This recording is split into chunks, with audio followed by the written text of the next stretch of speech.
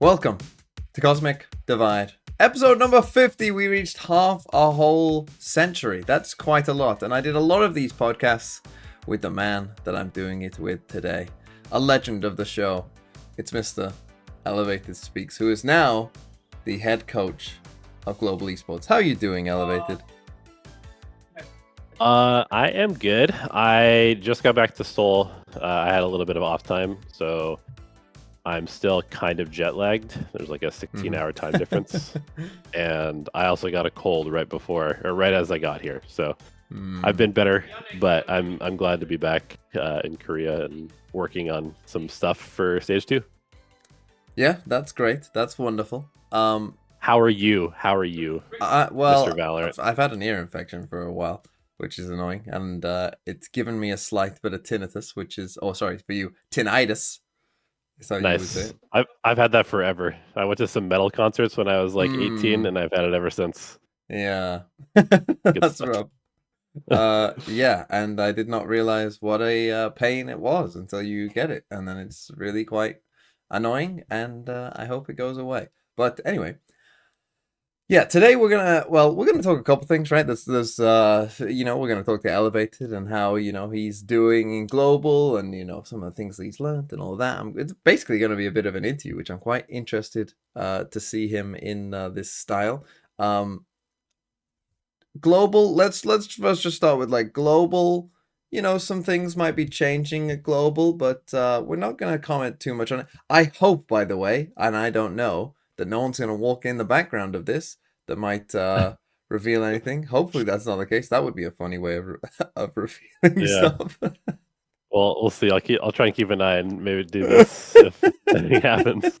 That would be very funny if that happened. Yeah. But yeah, we're going to talk to Elevate about his time on GE. We're going to talk some drama. Elevate loves drama.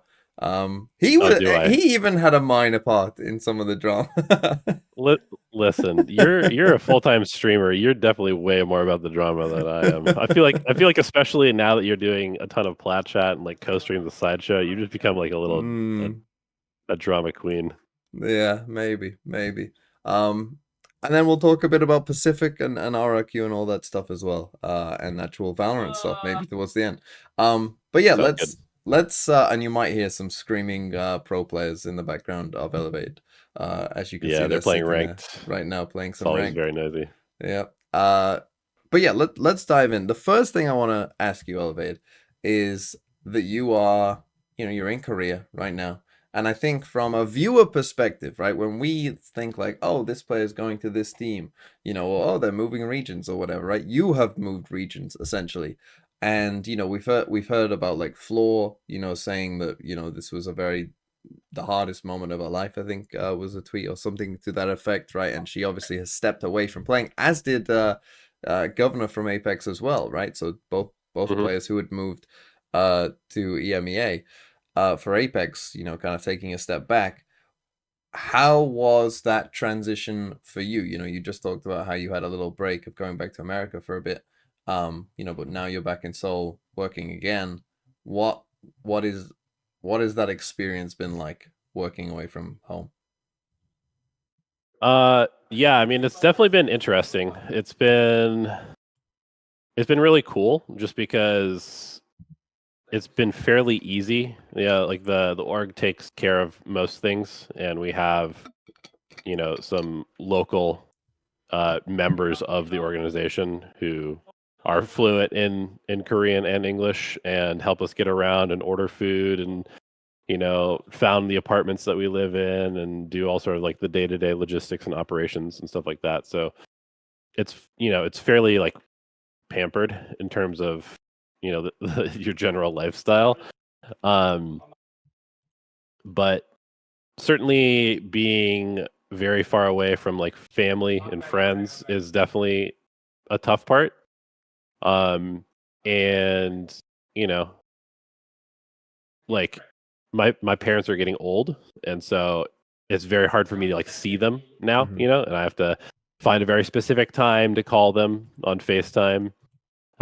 Same with my wife. I have to, make sure that I'm like maintaining contact with these people that I need to maintain contact with.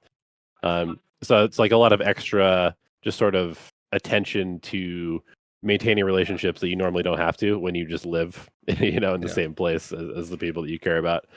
Um, that being said, it is really easy to focus on work and like lose yourself in work because you don't necessarily have any connections. And especially in a place like Seoul, where you know, I would say there's a decent amount of English speaking uh, Koreans, but for the most part, you never like speak English, or you never get to have like an English conversation with just like Mm. random people. Yeah. Just with the team, just with the people that you work with. But I can't just like go out, to a restaurant and just like talk to somebody or something like that because I don't speak Korean. Yeah.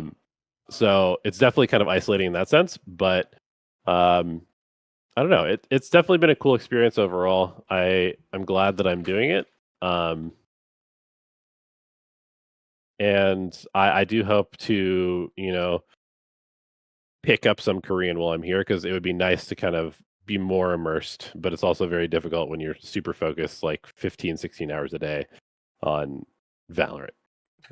But yeah, Yeah. one thing that definitely was helpful. Like my wife came to visit me and we just went sightseeing like every morning. I was still working like every Mm. afternoon doing practice and prep for the games because she came during the actual season.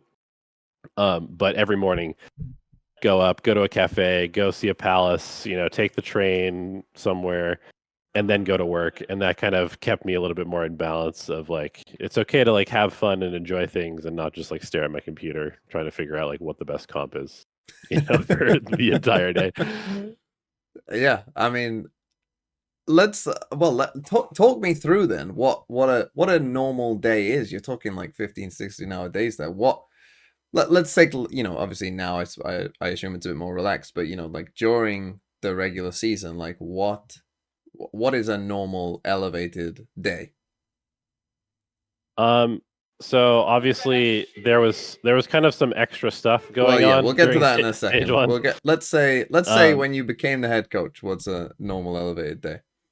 well, so I mean that's the thing is like I was playing super catch up, right? So Mm. the an average day was basically like, and I've also changed the schedule a bit because we were a bit later than I would like the team to be. But during stage one, essentially practice would start at like 3 or yeah, practice would start at 3.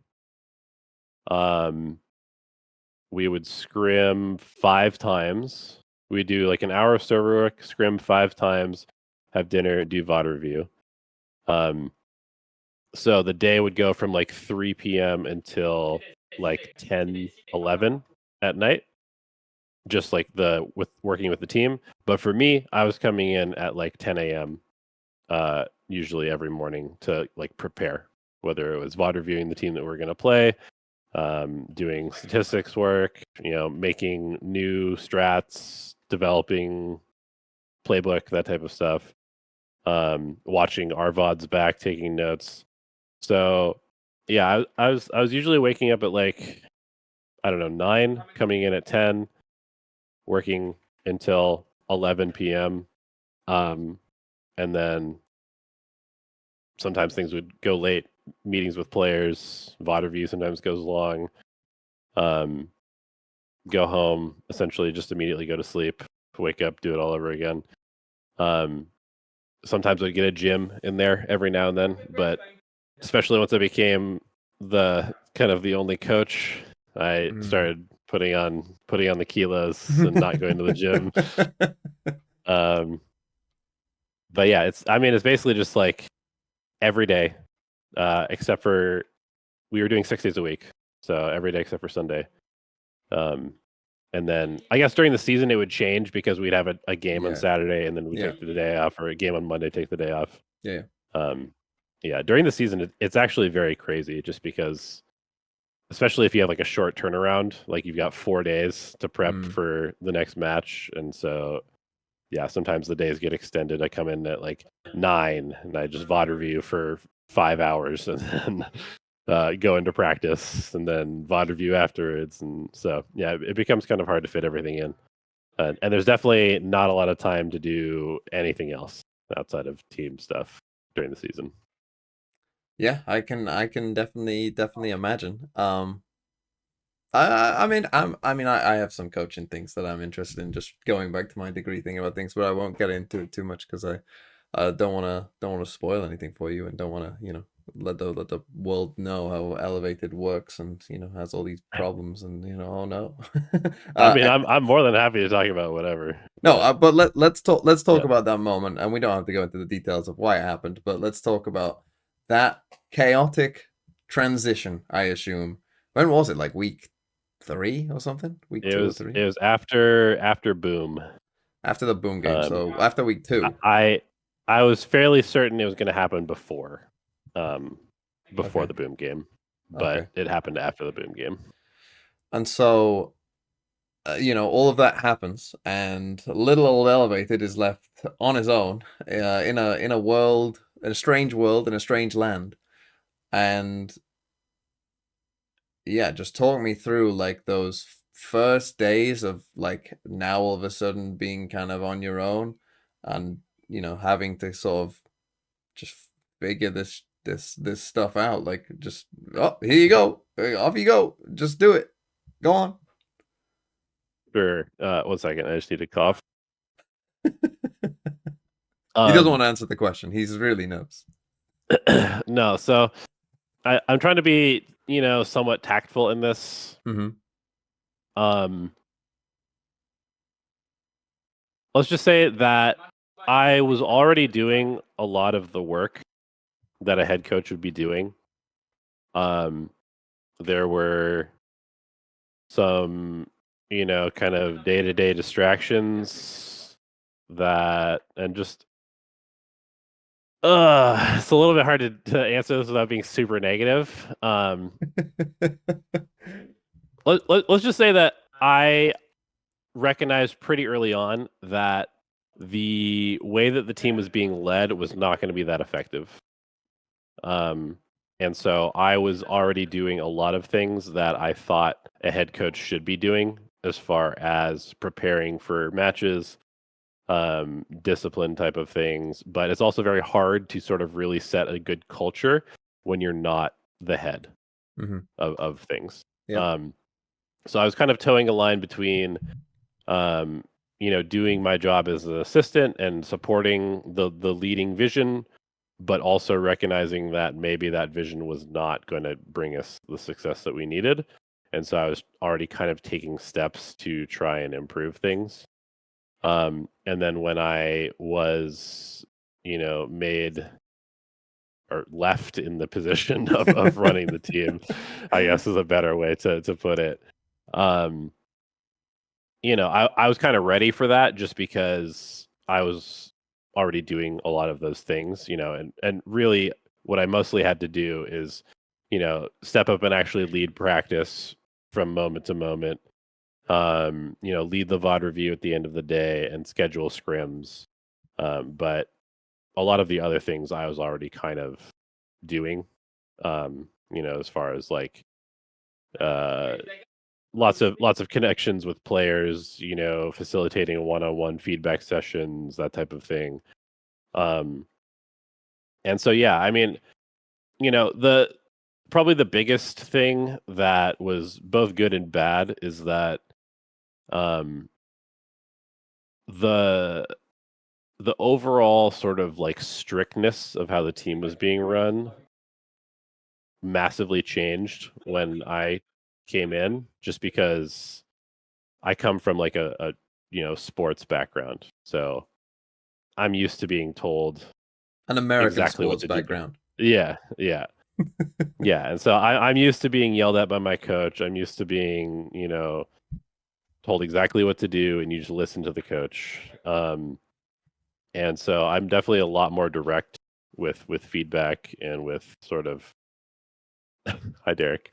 Uh, just I'm much more direct with like feedback, and just telling people what I expect of them.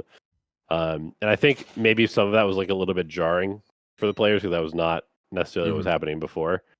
And so maybe I could have handled it a bit better in terms of not just like immediately going hard, but at the Yeah. same time, we were in a spot where it's like we needed to be more disciplined. We needed to have more harsh feedback. We needed to have somebody sort of be a little bit more authoritarian. Um, but I think everything was just like very chaotic and um, not. It was definitely not ideal. It was not ideal Yes. for anybody involved, and I think that kind of showed in the server. So I mean, that's interesting there, kind of getting a bit of insight into your kind of, philosophy, if you will, coaching philosophy of how you, because, we've spoken a lot over the years, and like, I wouldn't say you naturally, come off as like the most, hard nosed, discipline, like, crack the whip kind of guy. yeah, Um, I don't want to be that guy. yeah. Like, and I don't know if you've ever watched any of the vlogs and stuff that we put out there. There was like a fairly long vlog of our entire first season, and in that, there's definitely some like crash out moments from me. Mm, And after the Gen G game, they have me on camera saying like, I don't want to be an asshole to you guys. Like, I really don't like getting mad at you guys because I want us to have a good environment and have fun.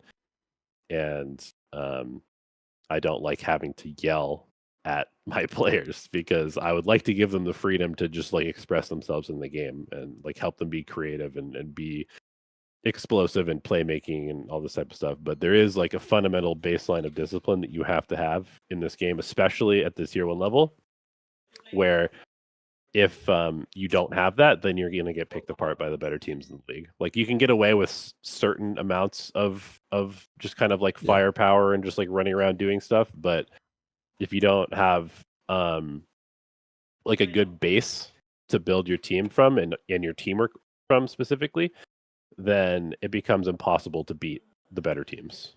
Yeah. Totally agree. You always need a baseline. But what it sounds like then, what you're saying is that you're hoping to recognize kind of like you wouldn't necessarily, let's say you went to, G2 and all of a sudden you there go to Mhm. G2, you probably wouldn't need to be, the strict authoritarian guy who yells because they've already kind of got that, Right, discipline within them. You could probably be more relaxed. So you're kind of more of the mentality of, whatever the team needs, you're gonna mold yourself right. to be that kind of coach, which is what I would do as well. I think one thing I wanna know though as well is what what is a moment, like what's been your best moment whilst you've been coaching? What's been, maybe a down moment, and what's like something that if you could go back, like, a month or a couple of weeks or whatever, that you would do differently? Sure. So I think probably some of my best stuff is like the ante for teams. Hmm. Um, Going into basically every match this year. Is it I super satisfying when you have an anti and it just comes off in game? Are you just like, is that just like well, an amazing moment? it's it's really satisfying to watch a game and just be like, I know exactly what they're doing all the time. Unfortunately, the application of that Sometimes the ante players don't. is not necessarily executed correctly, or partially maybe not communicated by me Hmm. well enough to Yeah. to to to have it be done. Um, and so I think it was fairly like reaffirming that like we go into boom on Haven and I literally know where all the players are on the map the entire game. We go into match against Gen G and they're playing exactly how I know they're going to play.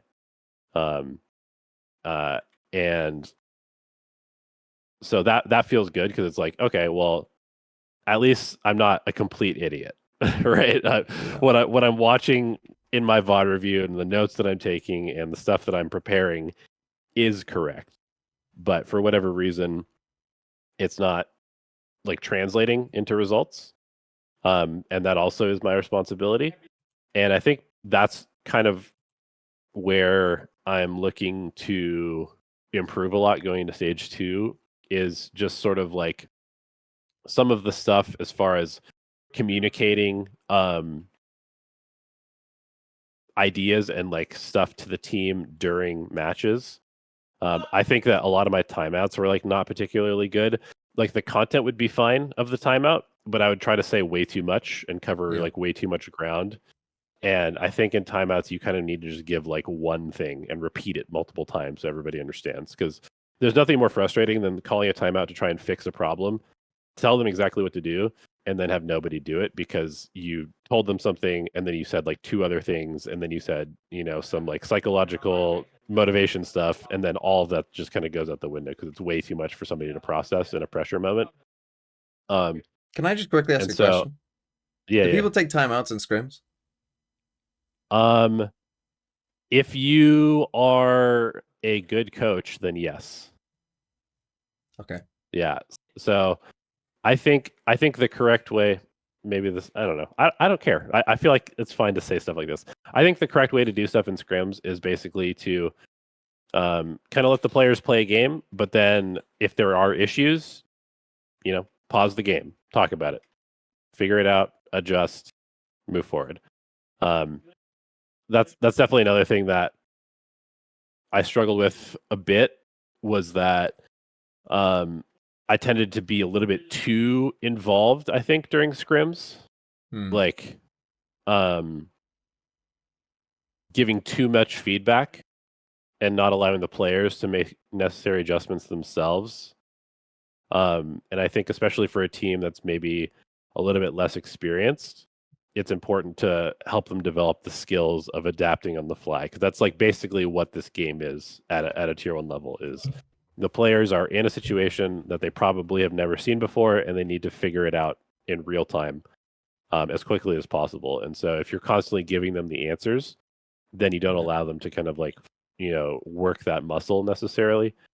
And so, yeah, I think those are kind of like the biggest things that I want to specifically improve on Can I just as a give you my coach. philosophy on like practice and Yeah, stuff like that? So when I was coaching in sure. football, one of the main like tenets of what I would do was that anytime you practice, it's as like the actual game you're gonna be in as much as possible, if you get what I mean. Yeah, So for yeah, instance, yeah, like for you, if you're saying like, oh, you need to work on your timeouts, like and that's the thing, right? Like this is something because I know what you're gonna. I knew already the answer was gonna be well. Sometimes people will take a time out of scrims, but not everyone will, and stuff like that. I already know that's yeah, probably what's gonna be the answer because I know that yeah, people won't be like, well, you taking a timeout as a coach, like that's a skill. Being good at timeouts as a coach is a skill yeah, that you can work yeah, on, but you can work on it during scrims if you treat it, like an actual game and like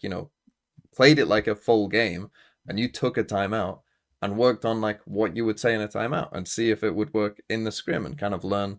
And it's good that you're reflecting and saying like, oh yeah, I talk too much.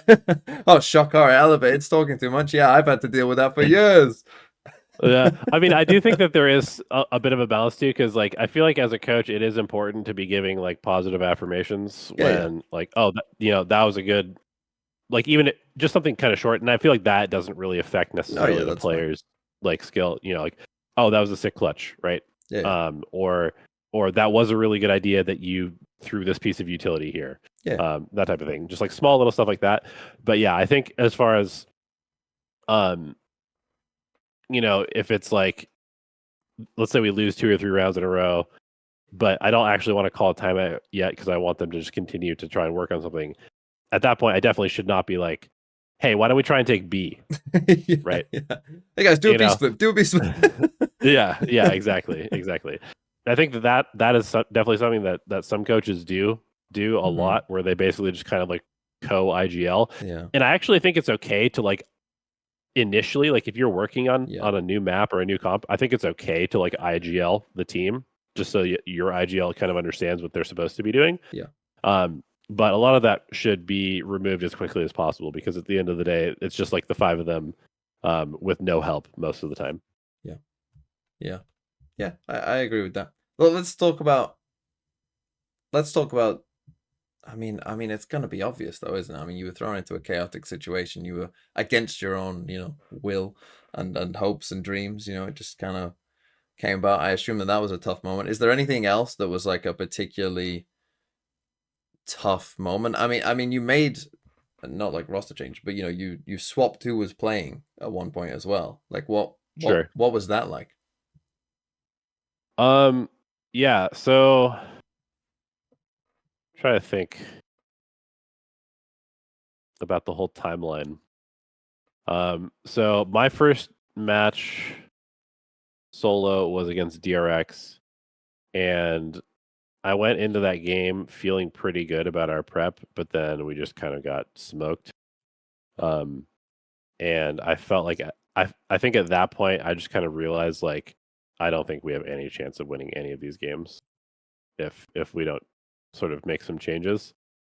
Um, and yeah, I mean, obviously we had um a variety of sort of roles and players and stuff like that. And um, speaking about like Patrick Hu coming in, um, very, very talented mechanically, super, super talented mechanical player. Um, and I think he was developing well before the season started. Like we were kind of like hitting our stride and like finding a groove. Um, but then obviously the visa issue happened and we had um, Darion come in, and then we sort of like retooled the entire team around that because I think there's maybe a few positions in Valorant where you can kind of swap one for one and it's not going to affect stuff too much, and that might be like smokes. Maybe it's literally only smokes because I feel like every other position tends to have quite a bit of influence on what's going on in the round. Um, And, if you go from a player who's just like full sending it, super aggressive, willing to take every single duel, that's a totally different play style than somebody who wants to like wait for utility, call specific things, like hold an angle for a while and then move forward.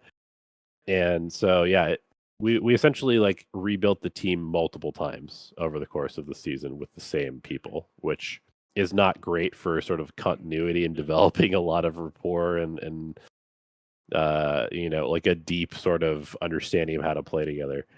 Um, so basically, after the DRX loss, I'm looking at the situation where 1 and 2, PaperX is 0 and 3 at this point, DFM is 0 and 3. I'm thinking, okay, we just need to win one game. We need to win one game to get into playoffs. And our major issues are team synergy and like a cohesive plan. Because and I mean, maybe I'm not really supposed to say this, but for the early part of our year, we had one person IGLing attack, one person IGLing defense. Okay. Um, and it seemed like it would be an okay idea, but then it became very clear that that line was going to get blurred on both attack and defense, just because two people had the IGL job. And so I basically, after the DRX game, I was like, okay, nope, we're having one voice. This is what's happening. And then also, I wanted somebody who was experienced in VCT games because it was obvious that Patrick Hu was struggling with the pressure of being on stage. And while I would have loved to give him more time to develop because I do think that he could be a very, very good player, the reality is that you have 5 games. And then if you don't win, 3 of them, then your split's over. And then you're just back to scrims. And scrims are obviously not a good marker of whether you're going to perform on stage because we were playing very well in scrims and then we would play like shit on stage. And we play very well in scrims in our prep for the next team and then we play like shit on stage.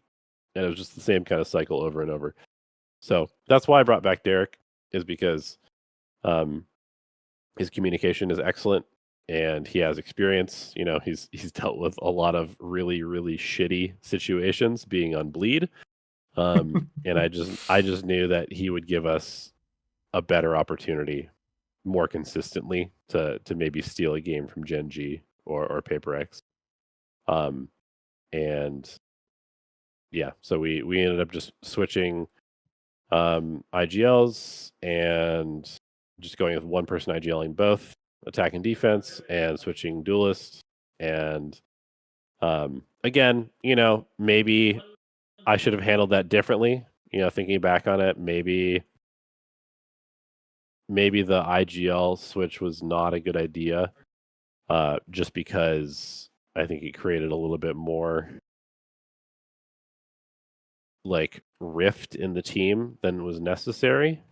But at the same time, I don't know if it would have.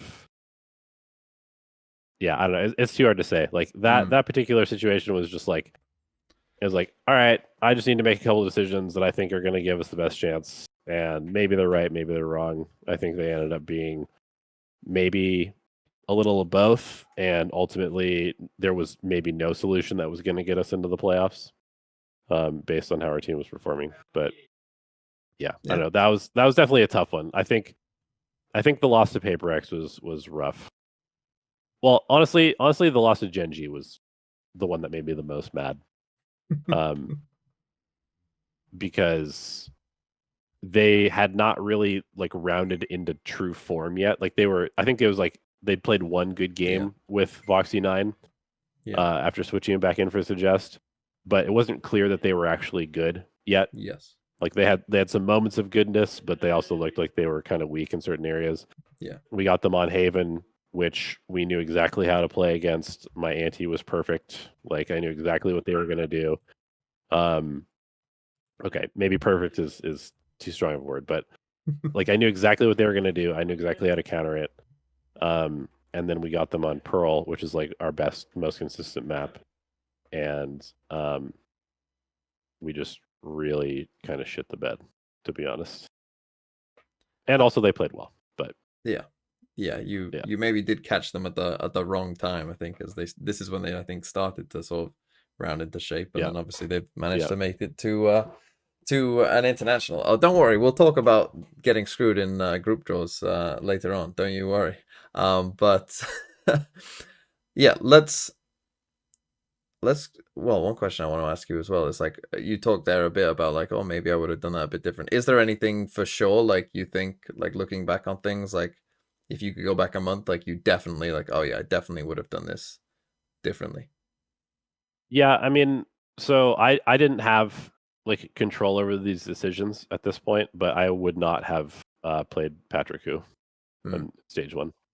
Yeah. And the reason for that is not because I think he's bad, but it's because we had literally just practiced for months with Derek, and then 2 weeks before the season started, we switched back to Patrick Hu, and that's just I think that was just a huge mistake because, again, it's just rebuilding the team again, right? It's not as simple as just slotting somebody in. It's literally putting them in, hoping they can play the comps. Oh wait, they can't play the comps. Okay, now we have to switch out a bunch of agents. Now we're rebuilding our playbook again. It ended up just causing a lot of problems that we didn't need to have. I think if we had just played the entire split with Derek, we probably would have made playoffs. Yeah. I mean, obviously, I didn't know the timeline of that stuff, but yeah, that makes sense. If I can take you down a bit of a dark path, you don't have to say too much about this. Oh, good. But let's see down a dark path.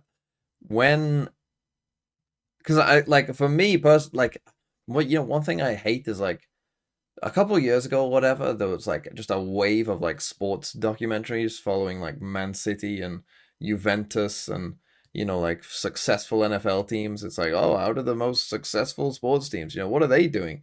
And personally, I think they're super boring. They're all really, really boring because it's like, oh yeah, we won again. Oh yeah, cool, won. Yeah, cool. Like the interesting ones, there was a Netflix documentary called Sunderland Till I Die, which was about like a second/third division English team that historically has been much bigger than that. And you watch like a team struggle, like really like kind of struggle, and it's much more interesting, I think, to watch kind of like the ups and downs and like a genuine struggle. What is it like let's say you're going into that Paper X game, right? Like you still know, Hmm. like, hey, if we win, we're in playoffs. So there is a lot Yeah. to play for. But you're coming off Yeah. 3 losses, right? So Yep. probably morale is quite low. Like Yeah. what is that like after having, experienced quite a few losses in a row, and then but still having to like be like, well, our season is still, or our stage is still, very much up for grabs. We just need to put it together. What was that like? Yeah. I mean, for me, it was, I don't know. Every single match that I came into, I felt fairly optimistic, Hmm. including that one. I just, for me, like, because I played sports so much and lost so much, like, over the, because as you do, like, nobody wins every game, right? You Yeah. could be good and you could still lose a bunch. So, um, I've lost a ton. And even in Valorant, like, I came in kind of last minute with like the kitten shelter team in North America. We got eighth in the qualifiers, just missing making it to VCL. So I experienced that sort of roller coaster. And then I went and helped the Ascend Rising team. We came in one slot below making champs. Like, so I felt that roller coaster. Then I came in and helped the Ascend team. And it might be like, oh, well, this is a pattern of obviously not helping enough. But I'm literally coming in last minute, like as like trying to like Yeah. patch some holes in all these situations. Um, and obviously, I'm sure that I could do better, but it's just kind of funny that I keep getting thrown into these situations where it's like, Mm. oh fuck, the ship is Yeah. sinking already. Like, how do we fix this? Same thing with Ascend. I came in after they'd already put themselves in a situation where they had to get first place to make it to Ascension, and it's like every single time, it's like the odds are massively stacked against everything. Oh my god, this pistol round that you're showing on screen is just absolutely tragic. Um, yeah, I mean the Uh, reality is like going into Paper X, I felt good because like I didn't think they were that good. I knew how they played. We knew how they played. We talked about how they were going to play. Um, we knew that we needed to shut down something. We did. He had like 14 kills in the entire BO3 or the two maps that we played, I think. 14, 16 kills, something like that. It was like 14, yeah. maybe it was like his worst map that he played the entire split, I think. So we did a good job, doing the game plan of not letting him take over the map with the operator. And then yeah, I mean, Devi had a bad split up to this point, and Yes, then he yeah. just turned into a demon. He just turned into a demon, and Forsaken and Jing did their thing. Like this was absolutely a winnable best of three, but we just kind of got caught by the Paper X stuff, which is like and our prep going into it was like these guys are going to swing you. Like be ready for them to swing you when they're down players. Be ready for them to swing you when they're up players. They're going to push through smokes by themselves. They're going to make hero plays. Um, don't let them speed up. You know, play passively on rounds where you think they're going to go aggro.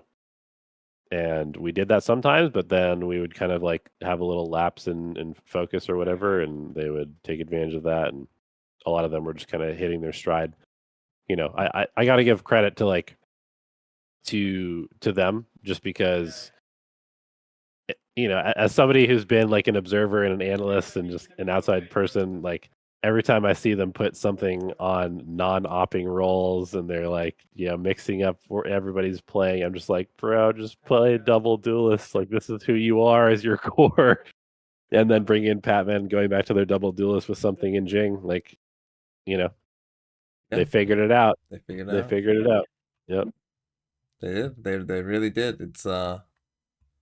It's honestly kind of crazy. And we'll get to that later on, I suppose, when we talk about kind of the Pacific qualification and all of that going on. Um, but yeah, let's maybe get a bit more hopeful. Let's look ahead to stage two. And again, you don't have to leak anything, but like what and you're playing in these EWC qualifier thing as well. Yeah. Which I'm sure you like money, so I'm sure you'll be taking it super seriously. But let's focus on stage two, which obviously for champs very important. Um, how how do you feel for stage two going into it? Like, do you think like, okay, it's now kind of it's your team now, right? You've got a bit of time to kind of build up the things, whatever you want to do. Some changes may be coming. like, are you still kind of like, are you nervous about it? Are you just feeling like, we're gonna be fine? Like, where are you for stage two?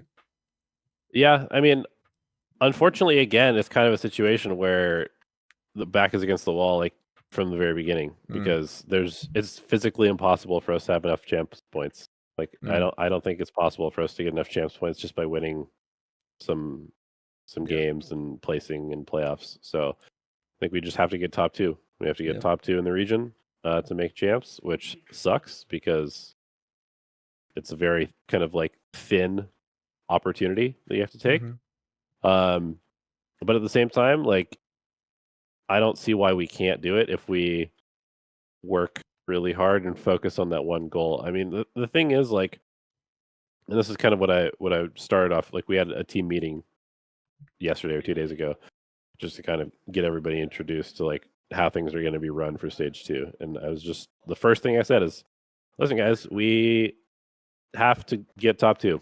Like this is what the reality is. Like we put ourselves in a poor situation, um, but if we just put our heads down and really work super hard and just focus on like every single practice has to be productive. Like you just basically you have to just be hungrier than everybody at this point if you're in a situation like this. And I'm hungry, and I know that you guys believe that you deserve to make champs. So show me how hungry you are. Like let's go do this. Like show me every single day that you want to make champs and just put in the work and get the most out of practice and show up with your best effort. Um and I don't expect perfection, and we're not going to have a perfect team, and we're not going to win every single game, but if we just, take it one game at a time, like one map at a time even, it's like just put your best effort in and good things will happen, and just kind of like let the results be what they are. You know, I I don't have any illusions that like, oh yeah, we're 100% gonna make champs. Like it's gonna be really fucking hard, Mm-hmm. and I know that. Um, but I do hope that by the end of Split Two, regardless of what the results are, that I will feel proud of like the team that we put together and how we played, because I definitely did not feel that after stage one. It was very disappointing how we played. And um, again, it's not all on the players. It's definitely on the coach. It's definitely on me. It's definitely on the chaos that we had. It's definitely on the visa situation. It's on the governments. Fuck the governments. Um, it's on a lot of factors, but it was a very, very, very disappointing split because kickoff was whatever. Like the kickoff format was stupid, um, and we didn't play particularly well. But I was way more disappointed after stage one than I was after kickoff. Yeah, I think that's understandable, to be honest. I think, kickoff, it's first games, new meta, Yeah, Teo being yeah, introduced, like, great. It was a lot going on. I think yeah, it was totally under, it was somewhat, a bit chaotic and a bit random. I mean T1, a team that, again, I've been banging this drum for a lot for a while now, a team that aren't that good, managed to win a Masters. Um, yeah, so yeah, it was a strange time in Valorant's history. Whilst you just bringing that up made me think about this as well, and obviously it won't really impact you too much, but I do want to get kind of a coach's insight into how you would feel about this if you were going to Toronto. How would you mhm, feel about the fact that, okay, Teo exists in the game? He's super overpowered. Everyone, kind of understands that Teo is super strong and needs to be nerfed. They are nerfing him, but it's now yeah. they're nerfing him and changing the map for Masters. Would you be Yeah. like super pissed about that? Would you be like, no, that makes sense, No, especially the Teo stuff? Like, how would you feel if you were going into no, I don't care. I don't care. I think it? I'm super happy with Riot changing stuff constantly. Like this is I prefer the game to be chaotic. I think the game is more interesting when the meta's not settled. Um, and honestly, I don't think the meta should ever be totally settled, because I think there's always stuff that you can do. Like, I mean, T1 proved that you don't have to play Teo to win a Masters, Hmm. right? Yeah. Um, and so And I then got think worse it's when they way did try and force it. Yeah. yeah, exactly. And like I really do think that this game has so much room to like do stuff. Do things that are off meta, do things that are weird. But it's just a matter of getting everybody to buy in. It's a matter of having the personnel that's capable of doing that. Um, so yeah, when they decide to nerf an agent that's super strong and makes the game kind of boring to watch for a big international event, I say absolutely great. And it's going to test teams in their ability to adapt, which for me, I think is like maybe the most important skill for a team to have. I think that I think like fundamentals are obviously important and like your execution is important, but I think your ability to adapt to the game quickly is like the most important skill that you can have as a team, and that's what allows teams to be actually great. Yeah. That makes a lot of sense from you, Mister Speaks. He's done it again. He's done it A again. couple good takes, Couple here and good there. takes. Here he goes again. Just one quick question before we move on to some other stuff. Sure. What was the thing that surprised you most? Like, what thing did you not expect when you first came to Global, other than having to become head coach midway through a split? um, I think I was surprised at how excited I was on game day. Mm.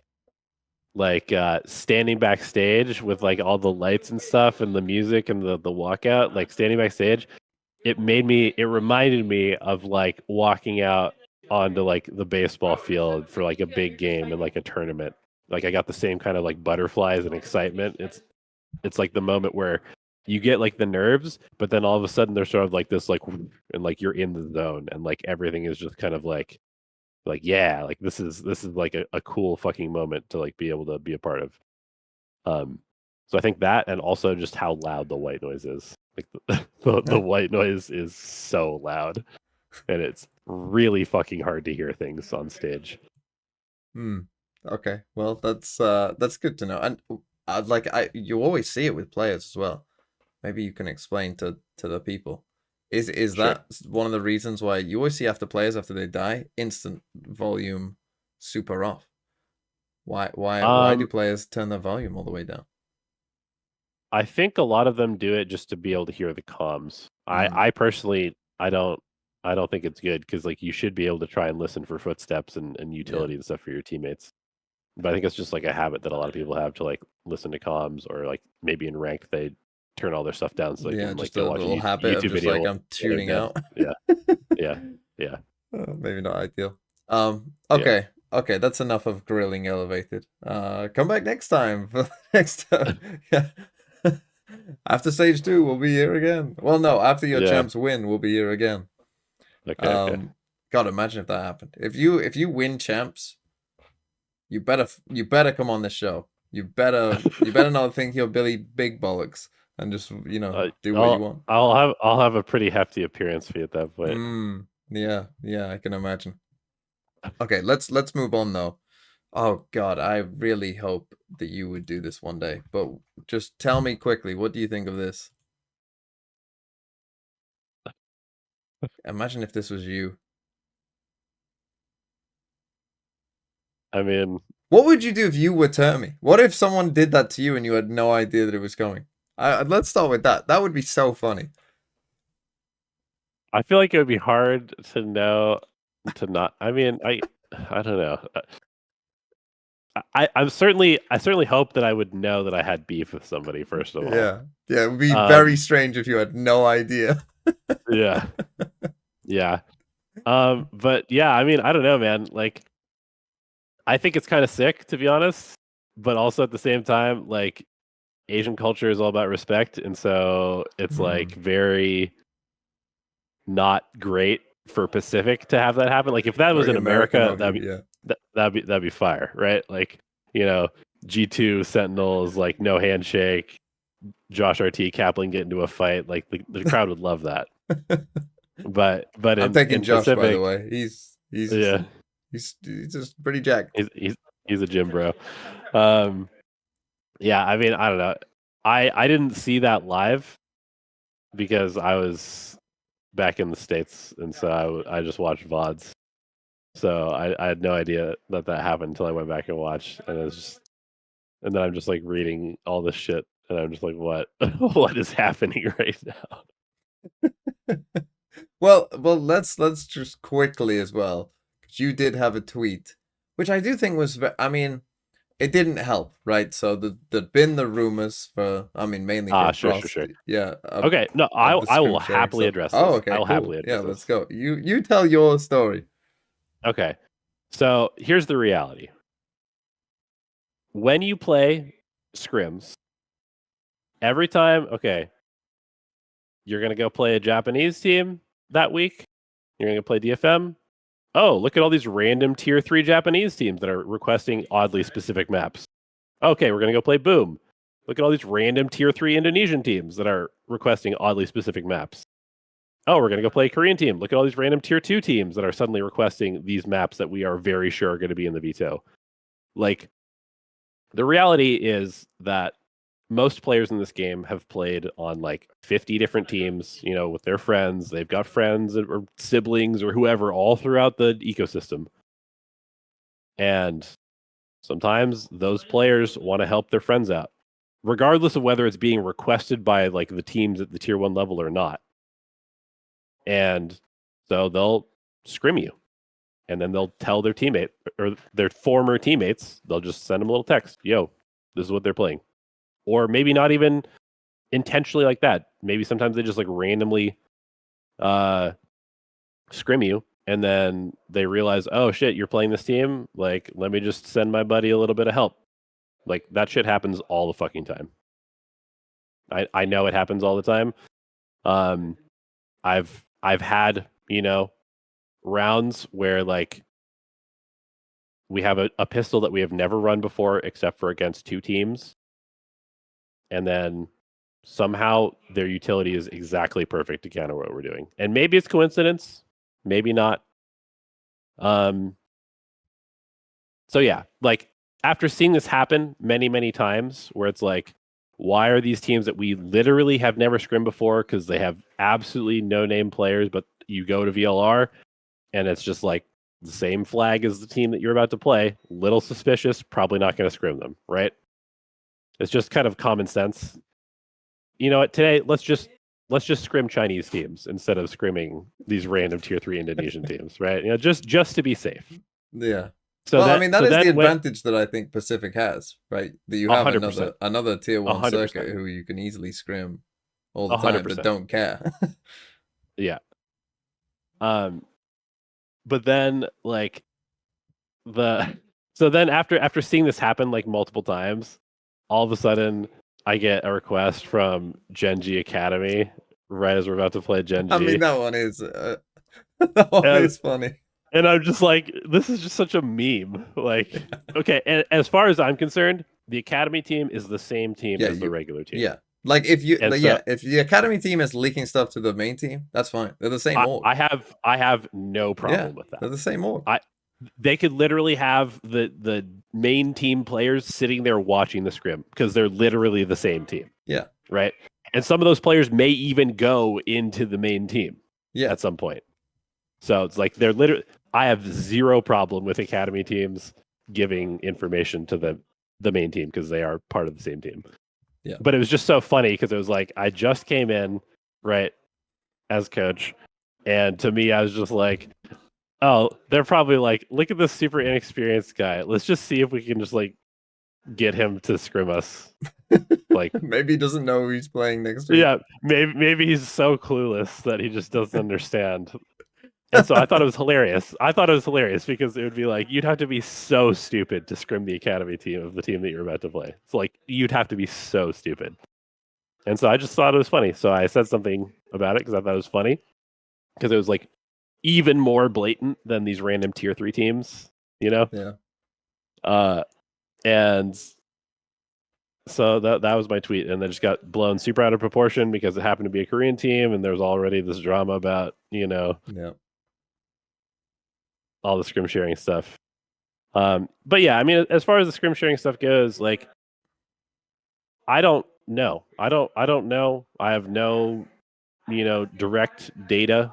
I don't have text messages or anything like that. I just have heard stuff. I have seen a few things as far as like from my own experience, like how the fuck does this team know exactly what we're doing for the first 3 rounds of the game? How is that possible? Oh, and then you go back and look. It's like, oh well, this player played with this player like 2 years ago, so that's what I have to fucking do. I have to go back and trace everybody's VLR family history just to see who's friends with who. It's impossible to police, Yeah. And so it's just part of something you have to kind of like keep in mind. You gotta be able to maybe switch up your stuff quickly on the fly, and certainly don't scrim the academy team of the team that you're about to play. Yeah, is that is the main thing. Okay, yeah. I mean, yeah, I mean, yeah, I gave my take on it, and I agree. Like, yeah, I thought it was strange. Like you said, and you could, you could maybe not even know as a coach, right? Like, it could go completely without 100%. without you knowing, 100%. right? Like Yeah. like you say, players from different teams are friends. They tell, like, and like they say, like, oh, this is the pistol round they did against us, and then let's say it's Yeah. the IGL, they say, oh guys, for pistol round, I feel good about this. I think we should do this Yeah. idea, and you might be like, oh yeah, that Yeah. sounds fine, and then because they know what round they're about to run. Yeah, and I guess one other thing that I do think that is worth talking about is just like, everybody knows that people bet on these games, right? Yeah. I'm not saying like players bet on them, but Yeah. there is betting that happens on these games. And so I think it is worth kind of, cautioning people. Like if some random person gives you information on a team, just be careful, Mhm. because like you don't know what their motives are, especially if you don't know them that well. Maybe you have like a friend or something like that who is betting on your games or whatever and like wants to influence. I have no idea. Just this is all just like random speculation. But I could see this type of thing happening where it's like, somebody has like some connections to a team and they want to make some money. You can definitely influence a game if you were able to get them information like that. So that's definitely not good. It's not good for competitive integrity. And I wish there was a way that we could, deal with it, but right now it's just impossible to police. And I think it's something that kind of comes down to just like the culture of esports, unfortunately. I mean, not even the culture of esports. I think culture of just the culture of competition. Like competition. people Yeah, I cheat mean, in in the professional NFL, sports all in the time. fucking Yeah. F1, people are always trying to find whatever little tiny edge that they can. Yeah, like Yeah. it always happens. And like you say, especially for something like this, that it's like, oh, this player played with this other player 3 years ago in a team, but they're really good friends. So, Yeah. like, oh, you can't scrim them if you're playing. Like, how are you meant to know? And then how is Riot ever? Yeah. Oh, they fucking met up for lunch. Like, it's like, what are you gonna do? Yeah. Fucking CIA them? Yeah. It's impossible. Yeah. So it's just something you have to kind of be aware of, basically, like as you're preparing. And yeah, like I said, I want to be very clear. I was not accusing Genji of cheating. I think that Genji Academy is fully in the right to They were scrim trying us. to see if you were stupid. That's what you're accusing them of. You're accusing them of thinking that you might be stupid. Yeah, but I think it was actually just a mistake from their coach, and I feel really bad because I think that he got in trouble because it got blown up like that, and that was not my intent. It was me literally just laughing at what seemed like a blatant. Yeah. Let's talk about a different drama though. Sure. Let's talk about. Have you seen this one, the Durka Trex drama? Interested to Oh yeah. to hear your thoughts on this. So, for those of you who don't know, obviously Vitality got eliminated in the EMEA. After Vitality got eliminated in the EMEA, obviously Trex used to be on the team, got released from the team. And he tweeted out, a thing about like, what was it? It was an NBA quote, wasn't it? Of like, you can wear. Oh, it was Michael shoes, Jordan talking to Kobe. Yeah, like you'll never fill my shoes. You can wear my shoes, but you'll never fill them. Something like that. Yeah, and then Durka came back at Trex saying, when I was in conversations about joining the team, I had doubts about you as a person based on how you acted in your previous teams. I got told you wouldn't be like that here. I decided to give it a chance and a try. As a player, you're amazing and really talented. You feel the game in a special way. But as a person, you were impossible to work with to the point where you wasted other people's time, ruined practice, fully shut down in official matches because of your ego, and made comments that hit people on a personal level. Something a good teammate doesn't do. After the decision was made to bench you, none of us said anything bad about you publicly. We didn't want to damage your reputation because we still had respect for you as a talented player. Your tweet after our loss just confirmed that you're still the same immature person I feared I'll be teaming up with, following the same pattern of behavior we saw when playing together. All the best to you. That all the best to you doesn't feel that genuine at the end. I'm just going to put that out there as a That's a little little hot like take. that's a little like I'm gonna try and be polite, but I actually don't really wish you the best, to be honest. I don't wish you the best. Yeah, all the not best to you. Talk to me about this. Like, so from Trex's perspective of gets released. And then Trex also came back on this. Yeah, too, Trex did and, come back yeah. about this as well. I'll try and find it in a second. But talk to me about this of like, Trex tweeting, Durka responding, and then I'll try and find the Trex response whilst you yap. Yeah, I mean, so I guess the first thing is obviously both you and I have been big fans of Trex in the game. Like, we both think he's a very, very good player. And I would say probably aside from maybe Durka, he was their best player at kickoff and at Masters. So I was pretty surprised when they benched him. And I think I've also heard that he can be a bit toxic. He always seemed like he was like kind of in a bad mood whenever they go to like player cams, but some people are just like they're just like that, right? As far as the tweet after the game, I mean, it's definitely petty. It's petty as fuck from Trex, But I also assume that he was forcefully removed from the team with no say because he was voted out by everybody. There's definitely a lot of politicking that goes on in pro teams, and sometimes you're just in the wrong clique, and so unlucky, and then maybe you end up on MIBR and you end up having a I was much better literally team about to say Verno. Verno. But and then also yeah, your Bonkar comes back and coaches when Stefan S is gone. Strange. Yeah, that's such a ridiculous thing that happened also. But yeah, as far as like, the Durka tweeting, I mean, here's the thing. Like, I'm sure that Trex has done stuff that is not good. I'm sure that Durka has also like maybe interpreted things. So, okay. Not everybody is going to get along, right? Not everybody's going to receive feedback the same way. Yep. Durka has been in a team in Fnatic for a long time that has a very specific culture. He goes to a new team, the culture's different, right? Yep. And so maybe he just doesn't receive feedback from Trex in a way that works. Maybe Trex is actually not that big of an asshole, but Durka has only gotten feedback in a specific way that he now is not getting, and it makes him feel like Trex is an asshole. Maybe Trex is an asshole, but there's always like extra complexity to these situations, and sometimes it's just literally not a culture fit, and sometimes people are used to doing things a certain way, and then it changes, and then they also need to be able to adapt as well. I think it's definitely possible for players to like fully sabotage their team, like that can definitely happen. But I would imagine that there was probably a little bit of like gray area in this where maybe Trex was not getting heard in practice, or maybe the coach was not like stepping in certain situations to solve problems, or maybe the culture was not set well enough. Maybe they didn't tell Durka this is how things were going to go. Maybe there's just like so many pieces to these like team dynamic things that it's really hard to say. I mean, honestly, when pros air the stuff out online, it's not good for anybody.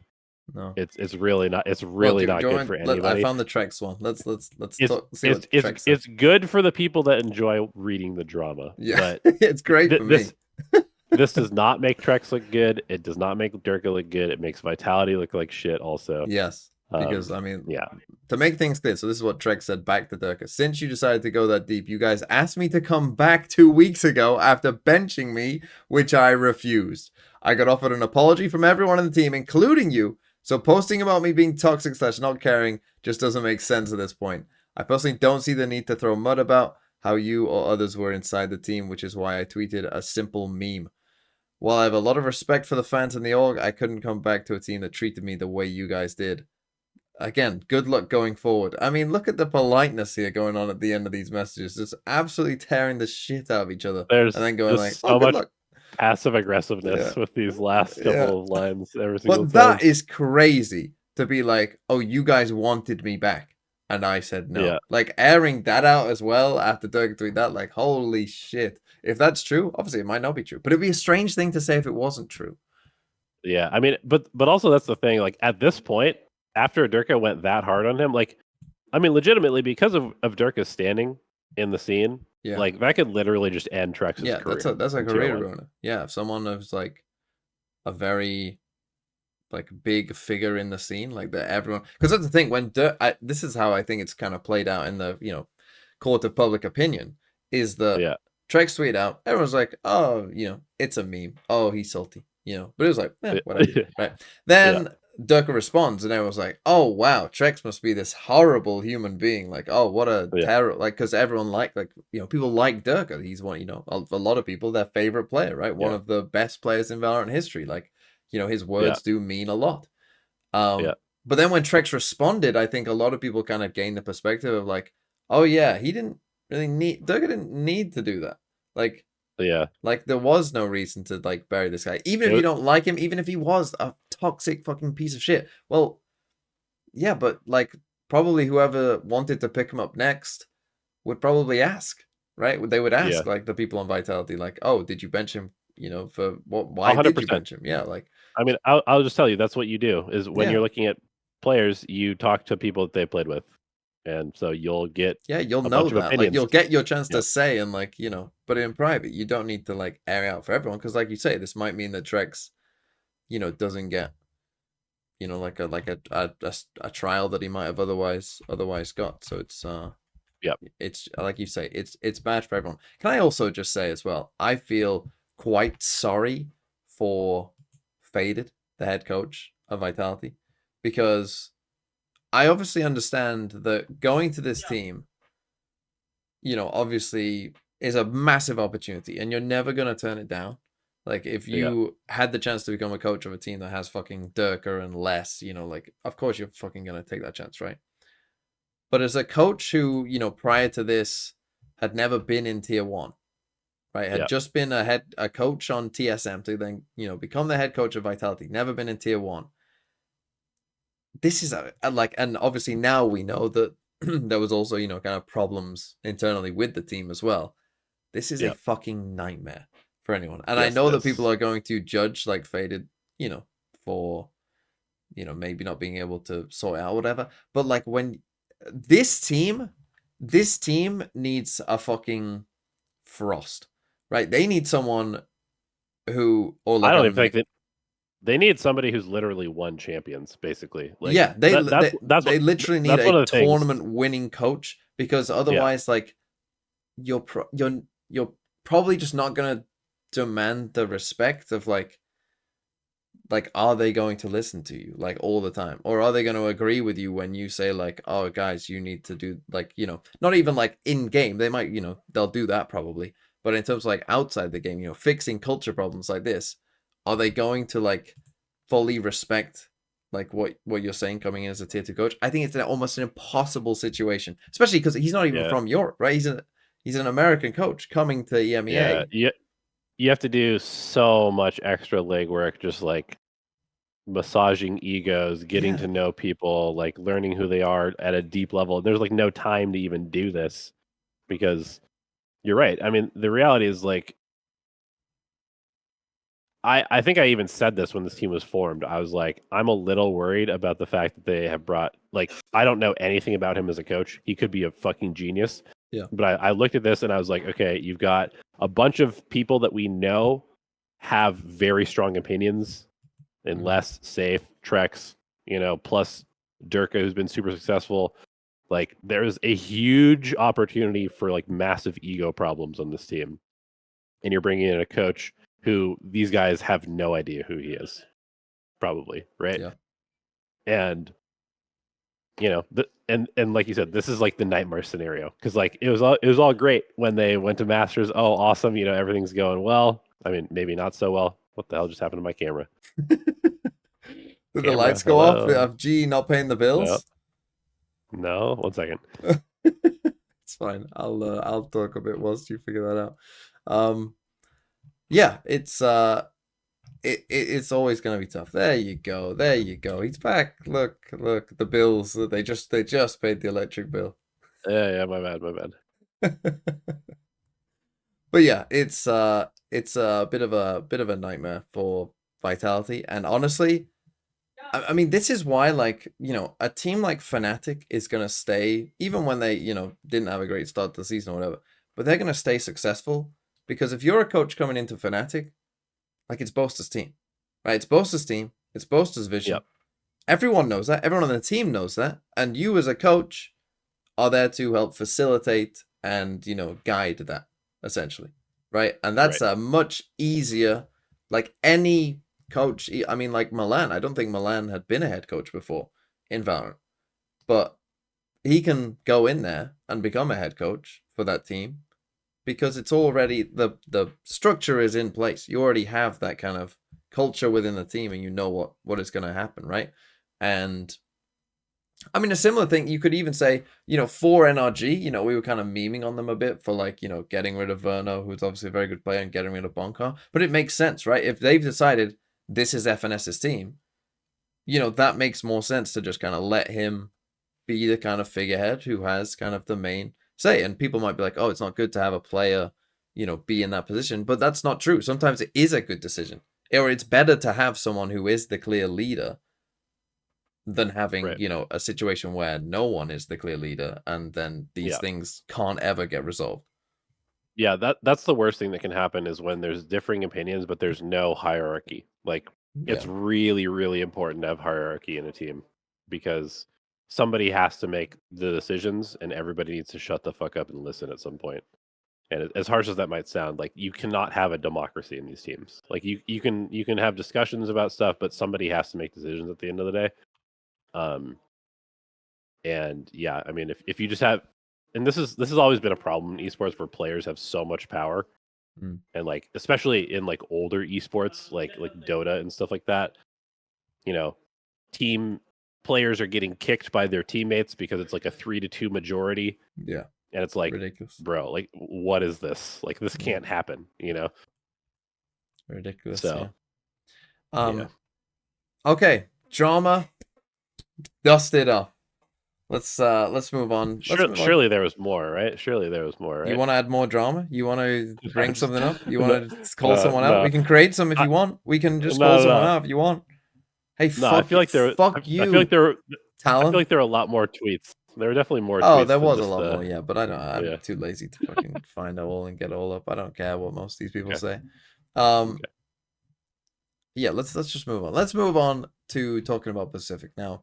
You told me I did want to talk about EMEA, but Elevated, he's a part timer now in terms of watching games. He's in the coaching dungeon. He's not in the VOD dungeon. Well, I guess he is, but just for one specific team, maybe. Um, but you did watch Pacific, I'm sure. You did watch these teams that you'd been, you know, playing against, scrimming against, maybe at this point. Um, so Yeah. talk me through the Chobra curse, who's also been on this podcast quite a few times. Talk me through the Chobra curse and somehow how RRQ out of fucking nowhere, well, maybe not completely nowhere, but not many people would have predicted RRQ to win Pacific in stage one, and yet here Yeah. we are. How did we get here? Yeah. I mean, so I was pretty sure that Gen G was gonna kind of run away with this thing once it ended up with like Gen G, RQ, Paper X, and DRX. I Mhm. was like, I think Gen G has like I don't know 80% chance to win this at this point because it looked like they were really just kind of finding their form. They remembered that they were, you know, At least 3 of them were world champions. And I think RQ had a couple really good things going for them. Number one, I think they realized that they have what it takes to win a close series when they beat PaperX. Because I feel like they've always been that team, and in kickoff this was happening, in stage 1 this was happening, where they would put themselves in a position to win and then just like choke at the last minute. Like their record this year should have been way better than it was, and they had a good record, but they still were like constantly losing these maps or these series where it was like they probably should have won this, right? So when they play a series against PaperX where a single person on their team goes positive for the best of 5, and they beat a team that has like, you know, a long history of doing well and seems to be kind of like on the rise, you know, the train is going for PaperX. I think this was probably a huge confidence booster for RQ. I think they kind of like realized, oh fuck, like we can actually do this. Like it's, you know, we can win one of these things.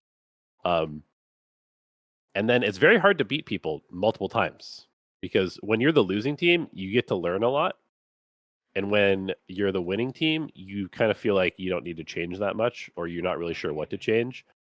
So RQ losing to Gen G and then coming back and playing them again. Obviously, Gen G had the map ban advantage and stuff like that, but I wouldn't say that they had the strongest map pool, despite being a very good team. And I don't know. I just think that I think RQ has obviously very, very good players at every position. I think the Crazy Guy edition has been very good for this team, and I think they have a very good coaching staff. So I'm not surprised that, you know, they did find success. I was definitely surprised that they won this particular stage, but I'm not surprised that they're having success with the players that they have and like the structure that they have. They're like one of the only teams that's had the same coach like the whole time, right? Yeah. Them Yeah. and yeah. Yeah. And I think that makes some sense, right? And again, if you Yeah. like, again, like when you're looking at RRQ, you know, clearly they've invested in Ewok and just having him there, and it's his team, right? Like he, I assume, Yeah. commands a lot of respect in that team, because it's like, well, I've been here for fucking years. Yeah. So, you know, if you're just a player coming in, like, you know, even if you think you're Billy, you know, you're the main star or whatever, like, yeah, but he's been there for years. So, you know, it's Yep. his team, and you're gonna listen to him because it's his team. And I think that again, you see that this is a crazy best of 5. You're right. Only having one player go positive plus 23. 4 players playing 5 different agents on 5 maps. Insane. I mean, Forsaken playing 4 different roles and 5 different agents and going plus 34. I mean, this is a fucking wild best of 5. I mean, up until Ascent, I mean, you're right. Like the round diff. I mean, PaperX still won more rounds than RQ despite losing by quite a lot, I think. You know, because RQ won by 2 on these 2 maps, and then lost 13-3 and 13-2 on the maps they lost. So on a different day, I mean, on a different day, PaperX win this, right? Like very easily they win this, right? If you're winning 2 overtimes. I mean, this could have been a 3-0 for sure. It literally could have been a 3-0 for PaperX. If you know want to have some PaperX hopium, we'll get to them in a second. But yeah, then as you say, because of that, going into the grand final, I was like, you know, the chances Gen G, especially without Gen G had looked as well, right? Where, as you say, at the start of the stage, you know, I mean, they made a change as well, you know, to bring back Foxy 9. You know, but like even like Karen, Texture, they weren't like really like popping off or anything. But throughout the playoffs, like, you know, we did get to see like, oh, there's Texture, right? Especially, oh, there's Karen. We saw a lot of Karen moments of like, oh, this guy's, you know, fucking back and he's insane. So then it was a surprise in this grand final that RRQ, you know, were able, and especially after Haven as well, it was like, oh yeah, you know, Gen G, they're back, they're gonna win it. RRQ, the mega time wasters. I mean, that was my main takeaway from this Ascent. What a waste of my life. You win 10-2 on Ascent attack side and win the pistol, and then it takes till 13-11 to close it out on Ascent defense side. RRQ, hello, wake up. Yeah. Yeah, this map was unbelievable. It It was truly was. like how was it this close? I swear to you, like the Ascent, like attack defense statistics, it's now like getting back to like 55% or whatever and looking normal. I swear to Yeah. God, no one wins 7 or 8 rounds on an Ascent attack side. They either win 2 or they win 10. And most people are winning 2 or 3, and then every so often, someone will fucking win 10. And you'll just get a fucking strange game. The lights are out again in the GE headquarters. The What the builds, hell? they're paying Elevate too much. That's the problem. Elevated What? is Yeah, demanding a you can substantial still hear contract. me though, Yeah, right? I can still hear you. Yeah, Okay. you're just in the dark, so it's fine. Don't worry. Um, but yeah, then I mean, I RRQ's don't know what Lotus the has hell's always been pretty good, but I remember saying on my stream during this as well, like, oh, Genji 7 on defense side Lotus, like they're chilling, right? Like that, it's fine. They'll be fine. Even after they lost pistol, I was like, yeah, they're still fine. They weren't fine at all. And then on Icebox, again, another close one that RRQ fucking clutch it up, win the last 3 rounds in a row. Kind of the anti-RRQ, really, from what they'd been doing before. So, Exactly, and that's kind of what I was saying is, like, I think they finally figured out, like, "Oh, we actually do belong here, like, we can win these games," and mm, that helped them a lot going to the next series. yeah. Because, like, if you look at their team, I mean, they really are stacked. Like, they are a very stacked team from Hmm. top to bottom. Yeah. Um, so they should be able to compete for these, but for whatever reason, they keep crumbling, but not this time, and so, yeah, it's cool to see them get the W. Now, it'll be interesting because, I mean, what, other than Monyet, I mean, no one's been to an international before, right? On RRQ? I don't think so. Yeah, I don't think so. So that's gonna be Wait, it. has I think Zafiro did Oh maybe yes, yeah. I think did he with Boom? with Boom like way Yeah, back in the day, Champs. maybe Champs 22, like maybe, I think. like Yeah. But I mean, yeah, certainly a first or second long, champs. long time. It's been a very long time for most of these players, other than Monyet and that one brief appearance with Paper Rex. Yeah, Which was a strange situation for him anyway, right? And so this is perhaps his first true yeah, time of, being in an international and knowing that he's gonna still have a job. um, yeah, but it'll be interesting, and they're also starting in the playoffs, which yeah. which so they're not gonna get Which an easy game. There is no easy games. yeah, and also it might not be a good thing because like if it's your first time at an international event, I feel like you want to play group stage really Yeah, badly. because you want a game against someone else who Yeah, maybe has never, if you're yeah, RRQ, you want your first game to be against, and you want your first game. I mean, I'm gonna say it. I'm gonna and say Wolves, but like being against the Wolves who have also not been to an international are also right, completely new to the thing. Like if you play them first, well, one of you's got to win, right? So why and not you? also not immediately drop you to lower bracket, which is Yeah, because that's like the worst case scenario where you come in a little cold against a team that has just won maybe a big game, has a lot of momentum. They're used to the stage. They knock you down to lower bracket. You're like, oh shit, what's going on? And then you're just so much yeah, you're pressure all of a home. You're sudden. home after two Yeah, games. Yeah, and you're like, oh shit, we yeah, barely got to play. That's the thing. yeah, Like at least if you go through Swiss and like you win a game, you get 3 games, you get to experience some of it. Whereas this, like you could just be very easily straight home. You're playing against, yeah, I don't know, Sentinels coming through who have dominated in Swiss. Like that's not going to be a great experience. And the same thing's going to happen for yeah, Zhilai as well from China, right? Who've never been to yeah, an international. And again, you're not going to get like any easy team or like a team that you're at least like you're. I mean, for RRQ, genuinely, there is a decent chance that they play someone who they will be underdogs. I would say most likely they will be underdogs in their first game. that's kind of crazy to say. It is, but I think it will. It like people like let's say it's a Fnatic or a Sentinels that play them in their first game, right? Teams with a ton of Yeah, experience. Most people are probably gonna pick those teams. yeah, that's fair. So yeah, it's gonna be interesting. I hope they do well though. I like RRQ. I've liked RRQ for a while. I think it's nice to see them go. And we've had a lot of different. I mean, Pacific is sending 5 different teams to the Yeah, two masters. that's kind of sick. That is sick, I mean, isn't it? it's kind of what we thought was going to happen with Yeah. Pacific. Like at the beginning of the year, it seemed like a very very open region. Like Yeah. everybody seemed competitive basically. So Yeah, and that has played out for sure. Let's talk about Paper Rex though as well. And their run, because you played against Paper Rex in the final week again. Maybe call them at the wrong time, just as they started to kind of figure things out. But I don't think in your game they were playing nearly as well as they did for some of their other games, and really put some of it together. Talk me through what you thought of them. yeah, I mean, I think I think the big thing for them is just like the comfort factor, because like I know they were trying to play sort of regular comps, and that required some role moving and some players to kind of go off of stuff that they've been playing for most of their career. If you ask me, like, and I mean, maybe I shouldn't say this because they're my direct competitors, but I think they've already kind of figured this out. They're at their best when Jing plays aggressive characters. Something has an op in his hands on a character that can make crazy plays. And Devi has always been a Sentinel player. Like he was at his best when he was playing like Chamber and Killjoy, and I guess Sky. But Vice is kind of like Sky. So, um, and then Forsaken just does whatever. I think it really helped.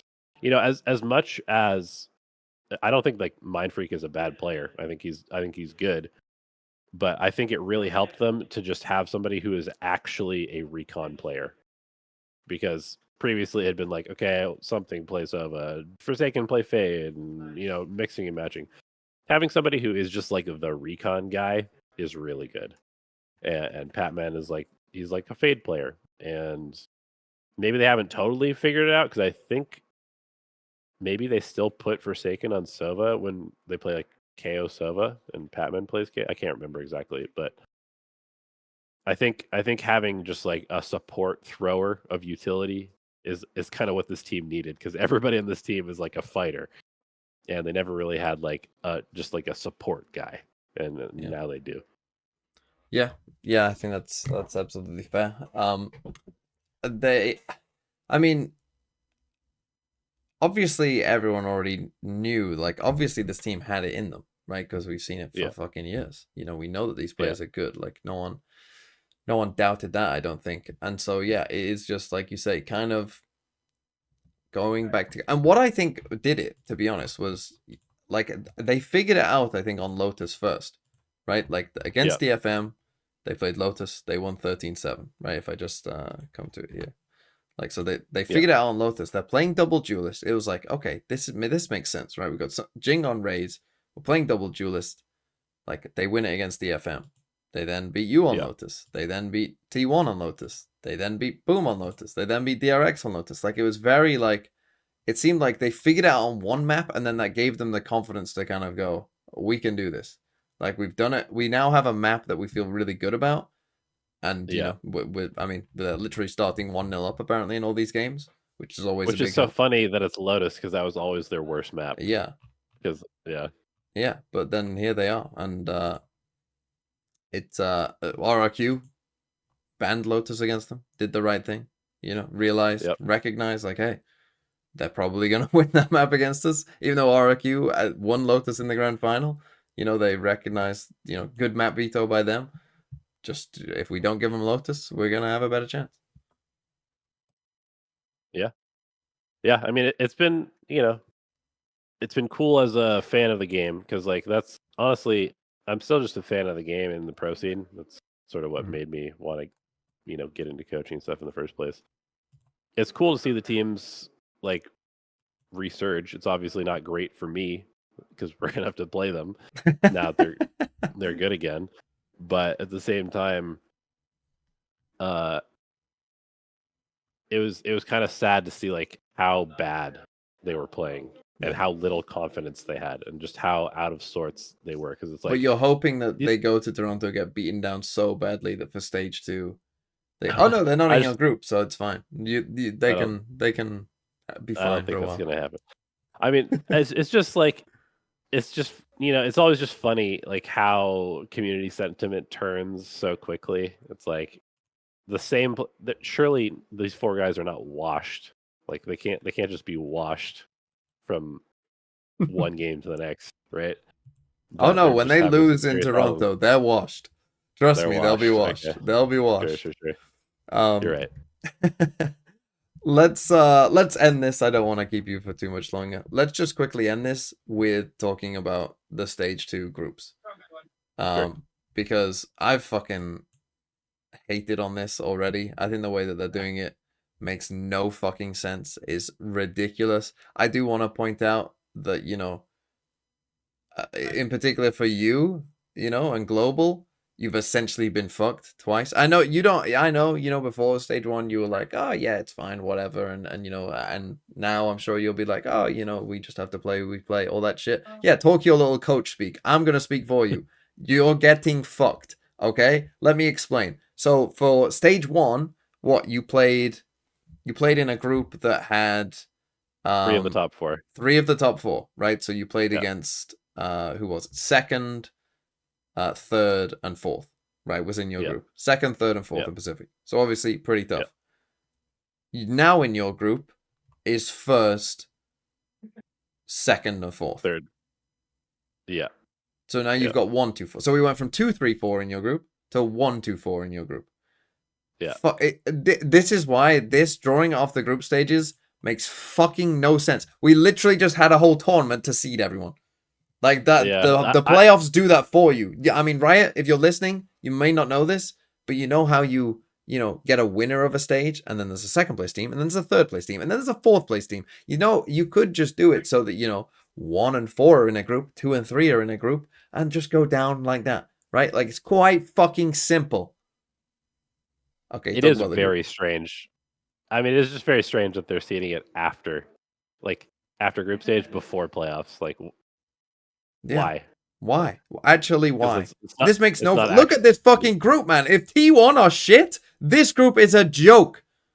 Paper X, if they stay good, they're gonna fucking sweep this thing without even thinking about it. No comment. This group is shite. I'll say it for you. It's shite. And look, maybe Secret, I don't know. Maybe they'll get their shit together. Maybe you'll get your shit I feel particularly bad. I mean, like, it's bad for you. I feel particularly bad for Nongshim. Because, like, for them, they have to make playoffs to survive. Like, for them, this is fucking everything. Stage 2 groups matter so much. And, like, Boom, I guess, they're getting the benefit of this, of having finished first in their group. And because of this, like, now they're looking at this group and being like, I mean, they should make fucking playoffs, even if they're not playing that well, right? Like, they should make playoffs. And they top 4. So, Like, yeah. Will they make it to champs? Maybe not, right? But at least they can make it to Ascension again. And, and I personally think that for the majority of the tier 1 teams, because they've had that stability, that practice throughout the year, particularly if they've stayed as a team throughout the entire year, that if they do just go to, like, if Boom, for instance, go to Ascension, they should win it, right? Or if Nongshim as well. Like, if that team had to go and play an Ascension again, well, they've already beat all the Ascension teams last year, right, to get here. And they've surely, like, and now they've got an extra year of sticking together, playing against better competition throughout the entire season.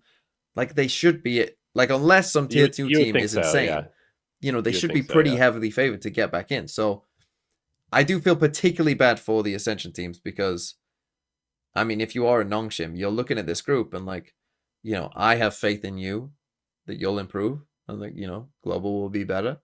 Team Secret are a team that I think you could very easily see, like, maybe they get their shit together and could be better, right? And then you've got 1, 2, and 4 of Pacific.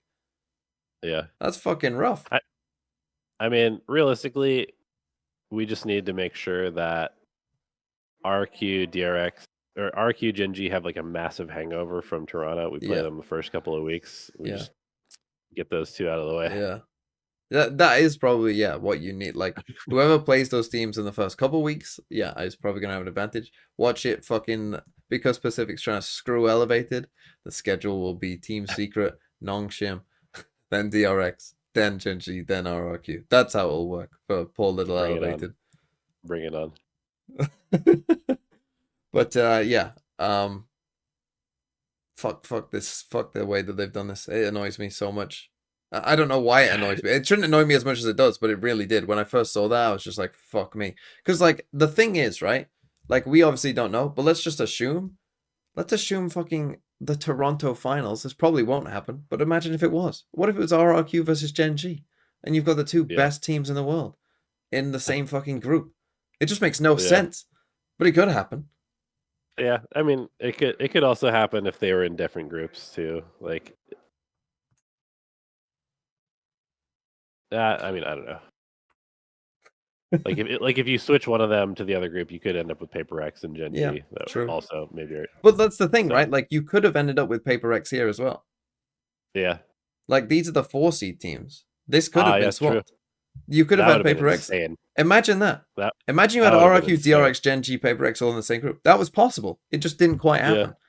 But this is the Yeah. fucking problem of doing this. Like this. It Yeah. makes no sense. Imagine that was the group. You'd be fucked.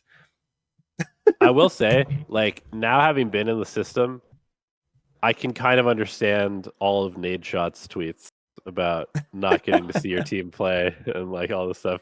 It really does suck to play 5 games and then wait like 2.5 months and then play 5 games and then I mean, well, maybe I think that, you know, this year we're going to start to see this, but I do think that as time goes on, we probably will experience this more where now you're playing in the like EWC qualifiers, right? So that is Yeah. like some games that you're playing, and then, you know, obviously there will be EWC for some teams, but again, that makes no, like, the problem with EWC and the way that that's being run as well is like it doesn't help alleviate like that thing about Nate Shot and minimum games at all, because Yeah. the top two, like 2 teams from every region are the top 2 from the regions, like that we're Yeah, already just going to see in Toronto. Like it makes no fucking sense. We're just going to see basically Master Toronto 0.5. yeah, it just makes burnout worse for the teams that are already Yeah, playing a lot. it's fucking ridiculous. Yeah, but I think probably not this year, but maybe in the future years we probably, I would guess, we'll see more kind of like, you know, little third party things, you know, in between in the season, you know, maybe little tournaments here and there that, you know, because like what you've got Yeah. till stage 2, what is it for global? Like assuming, let's say you don't qualify Yeah, we for got like EWC, 2 months until we you've got play. 2 months, yeah. So Yeah. you could definitely fit something in, right? You definitely Yeah. could play in some tournament if you wanted to. So Yep. maybe we'll see that. Okay, I think I've held you for long enough. I think you know, go and fucking tell off your players or something. I don't know. Whatever. I'm gonna go eat some dinner and go to bed. Okay. Okay. Well, thank you for being here with me, Elevated. It's been a pleasure as always. Very nice Yeah. to hear your thoughts. Hope you're smiling. That was one thing I did want to say, you know, you seem pretty stressed there towards the end of the stage. I wonder why. Yeah, I just want to see you smile, you know, just breathe and smile. Yeah.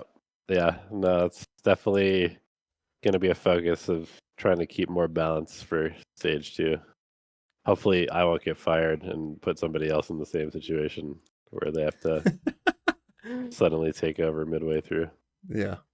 But I wish you all the best, and your changes that are coming, perhaps. I think no, without leaking anything, if the rumors are true, I think I'm pretty excited to see what will happen. Cool. Yeah, it was great to be here. I'm glad to you know, step on these hallowed grounds that I helped build. And thanks for having me on. I'll talk to you soon. Yeah, talk to you later, buddy. Okay, thank you for watching Cosmic Divide episode 50. Subscribe to the Acend channel for more of this type of shite from me. And yeah, I will be back in a couple weeks where I'll probably do a Masters Toronto preview with some unknown figure as of now. Thank you, Elevated, and goodbye.